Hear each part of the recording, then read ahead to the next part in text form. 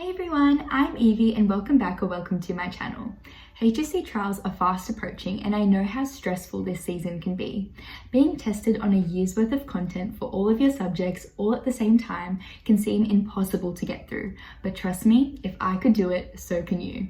In this video, I'm going to be sharing some tips that help me rank first in 5 out of 6 of my subjects and ultimately attain a 98.80 ATAR. Let's get right into it. Firstly, it's so important that you begin by prioritizing your weakest areas.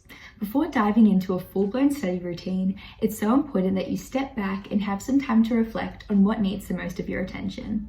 Start by thinking about what subject you rank the lowest in, what topics you consistently lose marks on, and what topics or subjects make you anxious just thinking about them, because trust me, I had many of those too.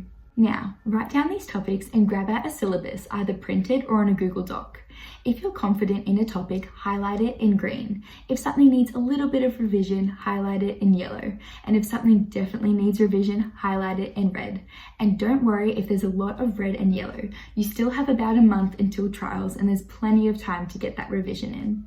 Focus your revision specifically on your weakest areas first. That way you're making the best use of your time, and soon enough those reds will turn into yellows and those yellows into greens.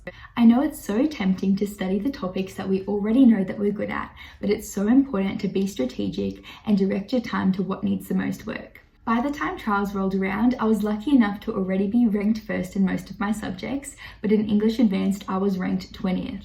I actually spent about 50% of my time studying for trials just focusing on English, and in the trials, I was able to rank second in the cohort.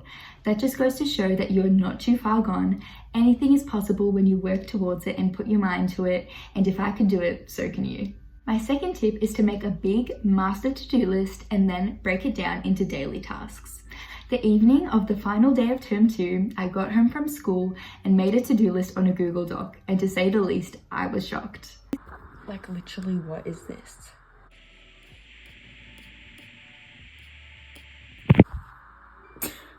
You know what? In 3 weeks, it's gonna be done. Now, that list definitely seemed overwhelming, but that's okay, because once you see the workload, you have more time to plan.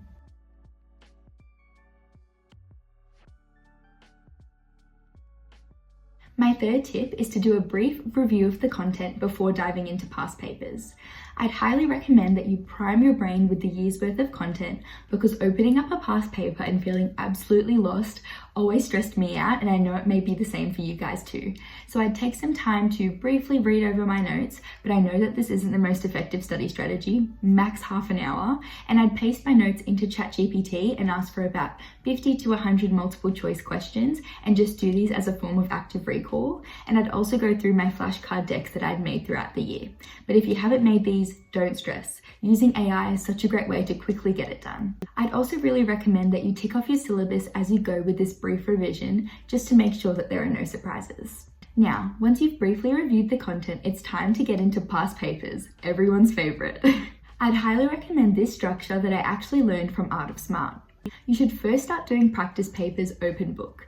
Since you've already done a brief review of the content, you should have a general idea of, the general concepts, but if you still need some more clarification on examples or detailed explanations of a certain concept, you can refer to your notes to guide you as you write a response.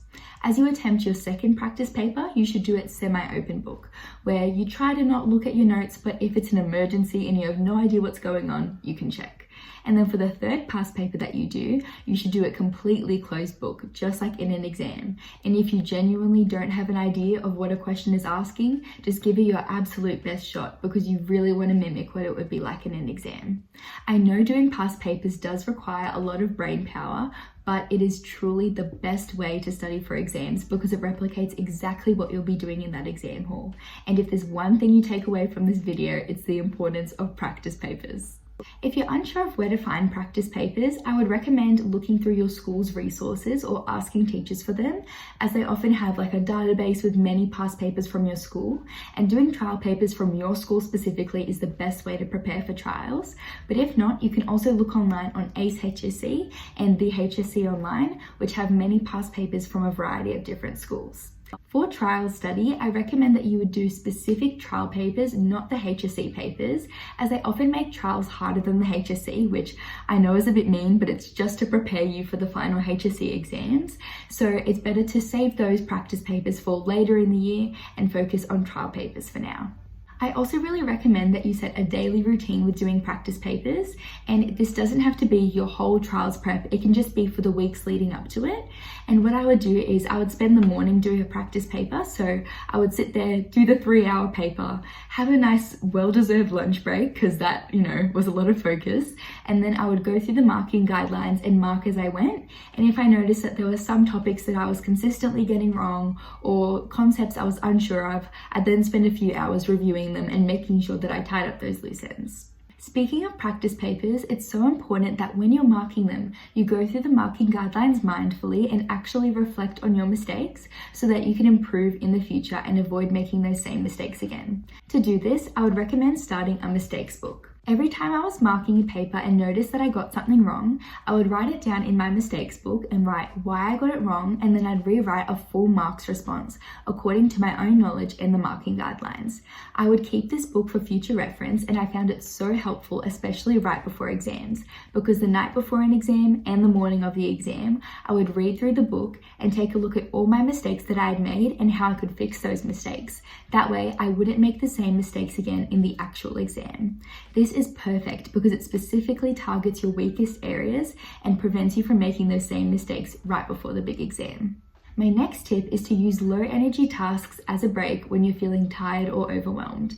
You don't have to be consistently studying all the time, but if you notice that there's a day where you're feeling tired and a bit burnt out, it's totally okay to have a break, and that is well deserved.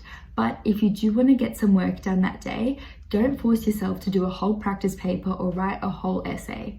Rather, do some flashcards or do some multiple choice questions, because it still gets your brain working, but it requires significantly less energy. That tip that I shared before about using ChatGPT to give you multiple choice questions is something I did all the time when I noticed that I was feeling tired or wasn't feeling up to doing a whole practice paper. My next tip is to find an accountability partner. One of the great things about Year 12 exams is that everyone is in it together. Having a friend or family member that you check in with can be so motivating and can really help you keep on track. You can both share your goals for the day with one another and check in with how you went at the end of the day or the end of the week. And I found that for me, that was so motivating because I knew that someone else would also hear about what I was doing as well. And it just was really motivating for me to cheer on someone and for someone to cheer on me too. So I really recommend that you try that out, especially if you're struggling with motivation. My final tip is to make sure that you're taking proper care of yourself. I know this just sounds like the same old news that you always hear, but take it from me, I actually noticed such a difference once I started taking care of my sleep during study time.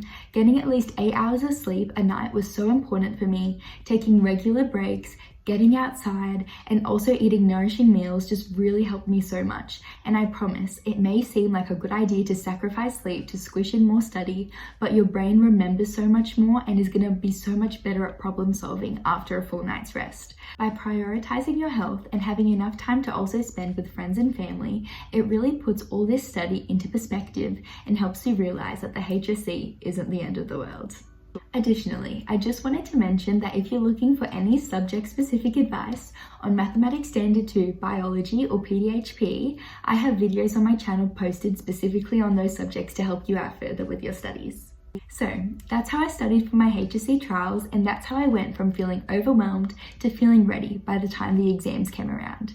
If you're still feeling a little stressed, I totally get it, but also remember that it's not the end of the world.